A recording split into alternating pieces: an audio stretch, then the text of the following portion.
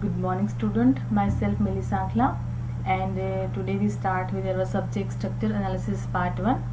In this subject we start with our topic displacement method.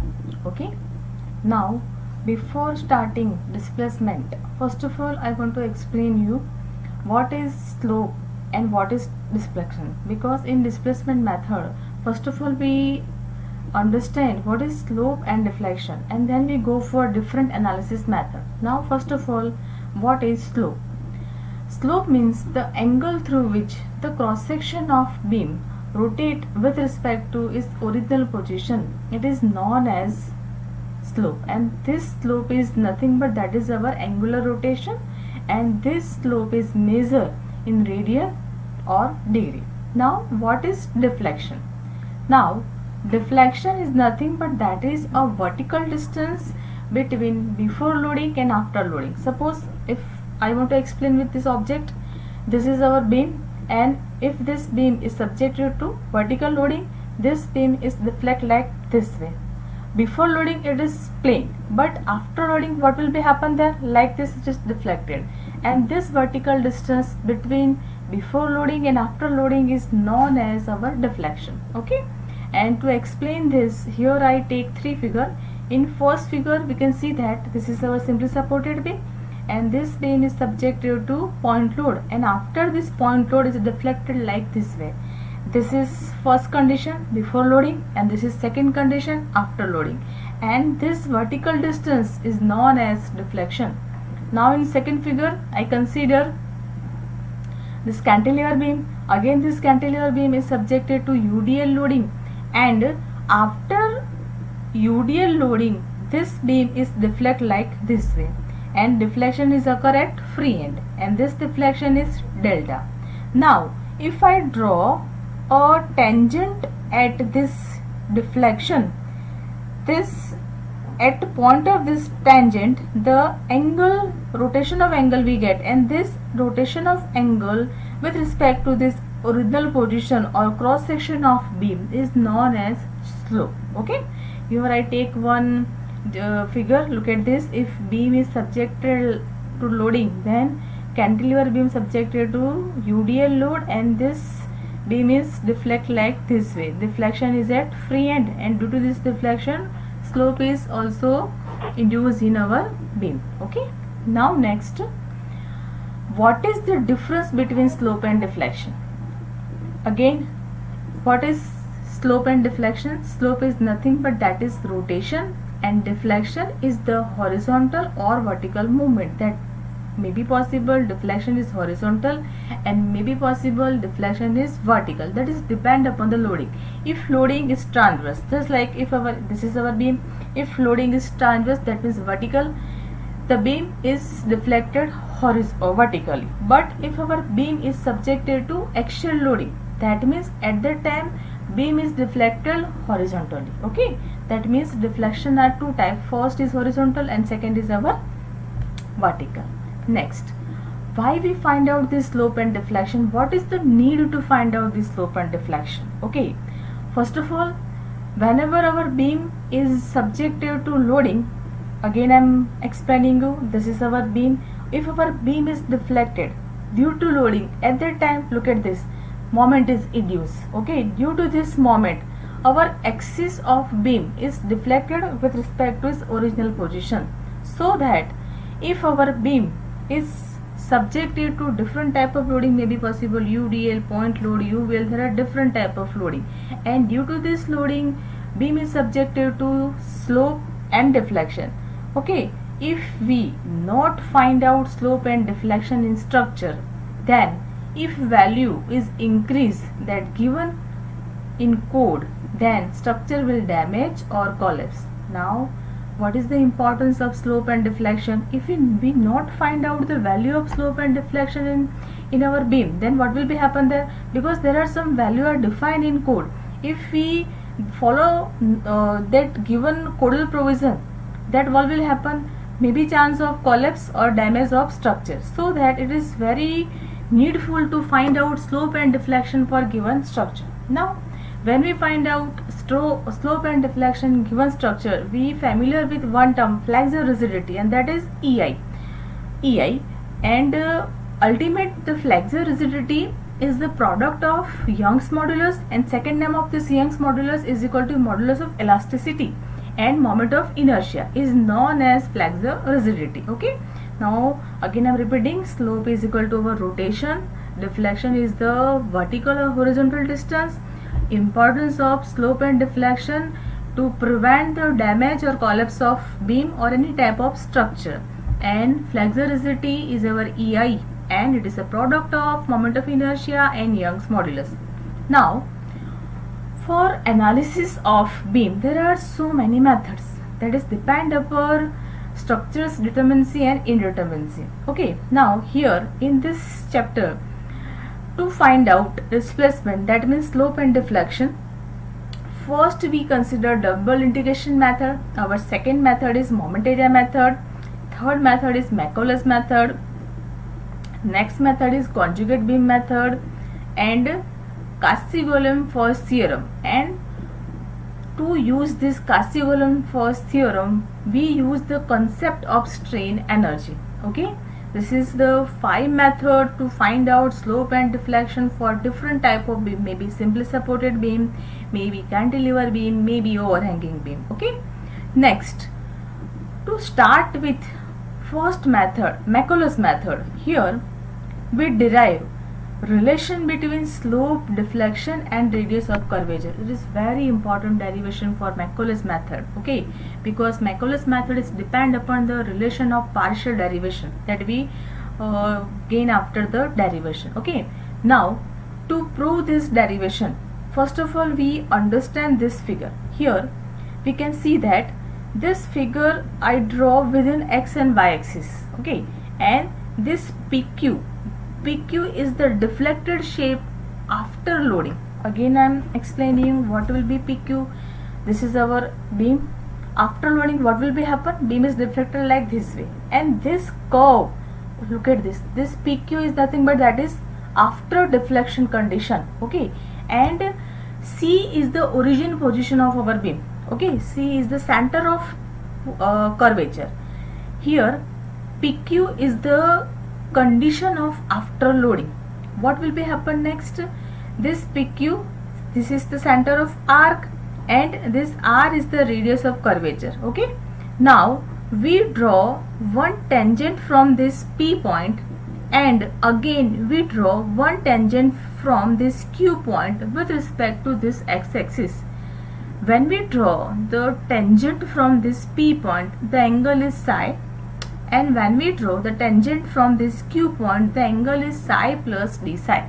Okay, and this overall figure is drawn within x and y axis. Now small portion PQ is the arc or curve of beam. Okay, and R is this R is the radius of arc, and C is the center of arc. Now d psi is the angle between this radius of curvature, and this psi is the angle of tangent P, and this psi plus d psi is the angle of tangent Q. Okay, now next, if I consider this ds as a curve or deflected shape of beam, and I want to find out the value of this ds, then according to our rule of trigonometry, ds is equal to r into d psi, that we already studied in 7th or 8th standard. What is ds? ds is equal to r into d psi. Okay, if I want to make a r as a subject, then r is equal to ds by d psi. Okay, and this PCQ is d psi. We assume that this angle is take as d psi. Now one by one we draw offset from this P and Q point. From P horizontal and from Q that is vertical. And this distance we consider as a dx, and this distance we consider as a dy. Now one by one from this P point we find out 3 values. First value is sin psi, second value is cos psi, and third value is tan psi. Now one by one, what is sin psi? Sin psi is equal to dy by ds, and cos psi is equal to dx by ds. Look at this. this cos psi is equal to dx by ds. If I want to find out sec psi, simply reverse this. Sec psi is equal to ds by dx. Again, that is the equation of trigonometry: cos, sec, sin, cosec, tan, cot. Okay. Now, what is tan psi? Tan psi is equal to dy by dx. And here I find out r is equal to ds by d psi according to our this value of this arc PQ. PQ is equal to r into d psi.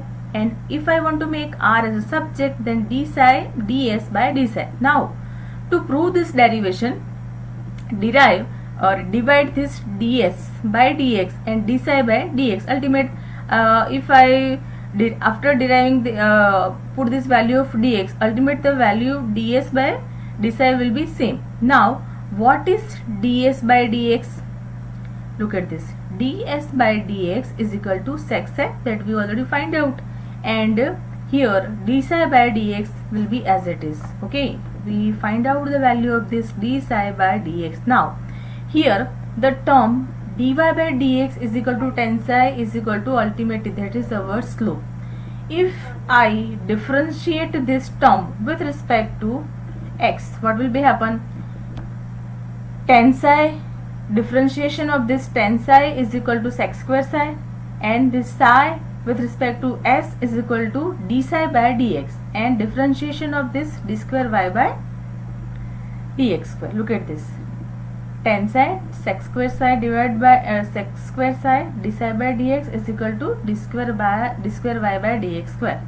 Now, if I make subject d psi by dx is equal to d square by dx square, this sec square psi put into denominator.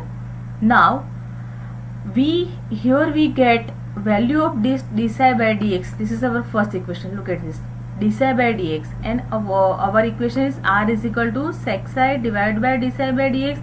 Here we get the value of d psi by dx. Put this value, r is equal to sec psi. But what is d psi by dx? That is d square by dx square, and this sec square psi is again go into this numerator.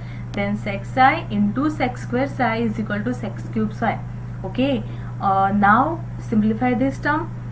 Now, sec cube psi, if I written like this way, sec square psi, if I raise to take 3 by 2, ultimate, look at this, what will be final answer? This 2 cut, then ultimate this term is equal to this x cube psi. Now, d square y divided by dx square is equal to, if we know sec square psi is equal to 1 plus tan square psi, and this is 3 by 2 and d square y by dx square. Now, here the value tan psi or tan phi is very small quantity, so can we neglect it? Tan psi is very small term, and here I neglect this term. Now, if I neglect this term 1, okay, 1, that means this is 0. 1 raised to 3 by 2 and 1 raised to 3 by 2 is equal to 1. Then here numerator 1 and denominator d square by y dx square. Now, again cross multiply, this d square by dx square is equal to 1 by r. Now guys, if you remember the relation of bending moment equation m by I, bending stress equation m by I is equal to E by R. Okay, that we already study in MOS, where m is equal to bending moment, I is equal to moment of inertia, E is equal to our Young's modulus, and R is equal to our radius of curvature. And if I want to find out the value of this 1 by r, what is 1 by r? This E is go into this denominator m by EI. Okay, then d square y by dx square is equal to 1 by r, and what is the value of this 1 by r? 1 by r is equal to m upon EI.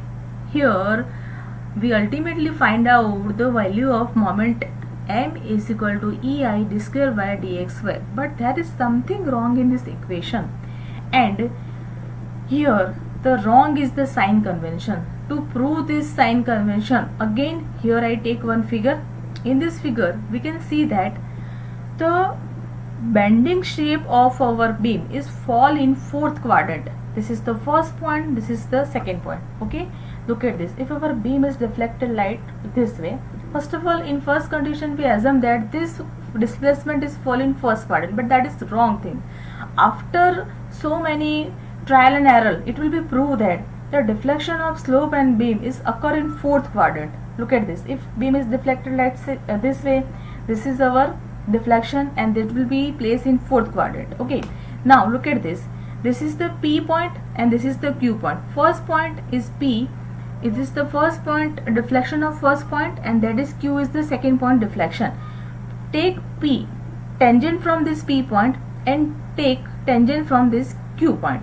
Here x and y is the coordinate of P point. Look at this, this distance is the x and this distance is y. That means that is the 2 point of coordination x and y.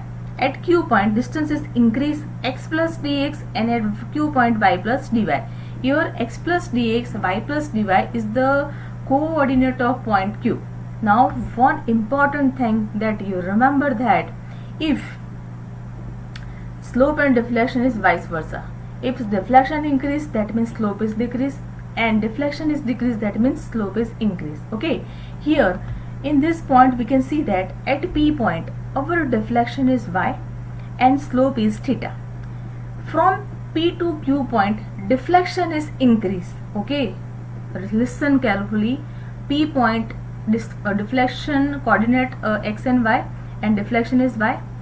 From Q point deflection is increase y plus dy. That means, and at that point our slope is theta plus d theta. Okay, look at this, dy by dx theta, slope at that is P is positive. That means at P point our slope is positive.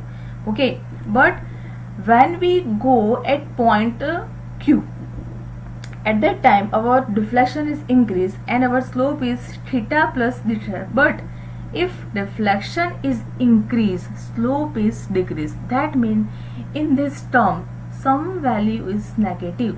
Here theta is positive, it means which value is negative, that is d theta. Okay, here theta is positive and at Q point something in some value is negative, and this negative value is d theta. If less than slope at P, this d theta is negative, and if d theta is negative, then look at this, we already proved that m ei d square by dx square, then ei is equal to, okay, look at this dy by dx is equal to theta. If I differentiate this term with x, what will be happen? D theta by dx, and this term is d square by dx. Look at this, d theta by dx, and this will be d square by dx square. So that here we put the value of d square by dx square is equal to d theta by dx, where d theta by dx is negative term. That means we can write this way also, ei d square by dx square is equal to minus m. This is the final differential equation of elastic curve for beam. For column section the sign convention is changed because deflection of column is fall in first quadrant. Okay, so that remember that this is the differential equation of elastic curve for beam. Okay, now here we stop. In next section we start with our first method, Maculus method.